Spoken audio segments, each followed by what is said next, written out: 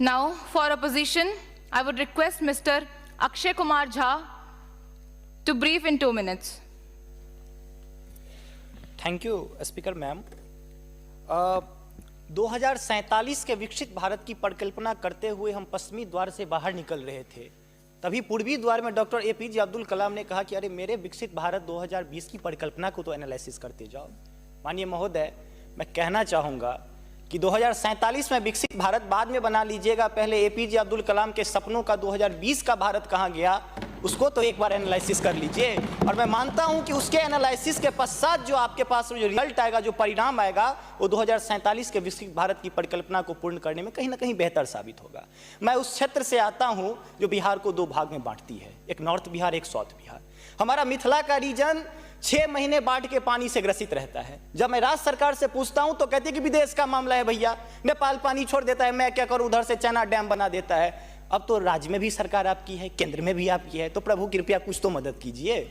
दूसरी बात, कोसी का संसद में कह दिया गया कि ड्रेस कोड ये होना चाहिए। अरे मैं बाढ़ के उस इलाके से आता हूं जहां आधा धोती पहन के संसद तक आना पड़ता है, न सड़क है न कुछ है, तो कैसे आऊंगा।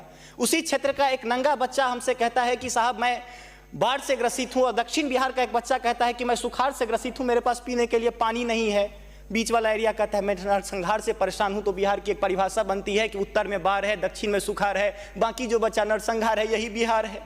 अब मैं कहां जाऊं। तीसरी बात मैं आता हूं कि आपने तो राम जी को अयोध्या में लाकर स्थापित कर दिया, जरा उनके ससुराल मिथिला पर भी ध्यान दीजिए। माँ सीता कब कब अग्नि परीक्षा देगी, उनके पुत्र हम कब कब अग्नि परीक्षा देते रहेंगे, हम पर भी तो थोड़ा ध्यान दीजिए प्रभु। बाढ़ का पानी जब हमारे बिहार से निकलता है तो लगे लगे बंगाल चला जाता है, और जो भी हमारे पास रोजी रोटी रहती है खत्म हो जाती है। तो मेरी पत्नी भी कहती है कि लागल लागल सजन धक्का सलम कलकत्ता चलिए, अब कितना आगे जब आगे आते हैं। और पर्यटन की पर्याप्त संभावना है। एक बार आप कृपा करके देखिए, पर्यटन मंत्री बैठे हुए हैं, अब ताजमहल मुमताज महल की याद में बना, आपने उसको 7वां अजूबा में शामिल कर दिया। अरे हमारे यहाँ गया में दशरथ माँ जी छेनी लेके पूरा पहाड़ तोड़ दिए, इससे बड़ी और क्या बात हो सकती है। उसको पर्यटन के लिए रखिए।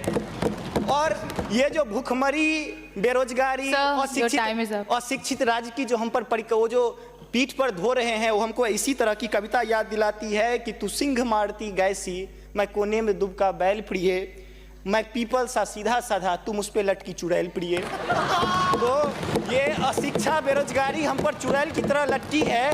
तो there is politics behind every politics. स्नातकोत्तर राजनीति विज्ञान में पढ़ाई होती है, उसको छोड़ के जरा राज्य और केंद्र में अब सामंजस्य स्थापित करके कृपा कीजिएगा प्रभु। बहुत बहुत धन्यवाद।